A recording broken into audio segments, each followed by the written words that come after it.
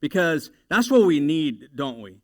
We need joy, especially in times like this, especially if you're grieving the loss of someone or if you've been impacted personally. We're just grasping for joy. And so this morning, part of what I want to do is just teach us how to fight for joy. Because I'm going to tell you something. You have joy. You have the seed of joy inside of you.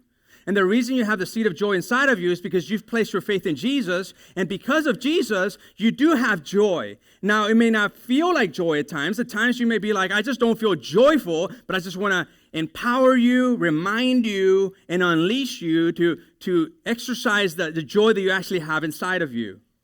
You do have some element of joy in there, but guess what? You have to fight for it. You'll have to fight for it like ferociously. You're going to have to fight for it in a way that's just going to have to be like, I'm going to fight for my joy, because everything in your world, everything in our context, everything around us will seek to take it away. And if you want to keep it, you have to fight for it.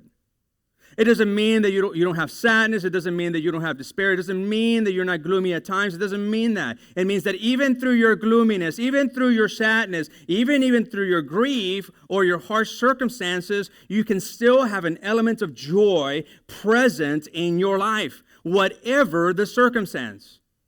And I don't say that lightly, whatever the circumstance. I mean it with all the impact that it should have, that whatever your circumstance, you can have a certain measure of joy. Because you and I have a hope that transcends our current circumstance. And you and I have a relationship with the very King that we will see one day, and that makes that possible, that hope.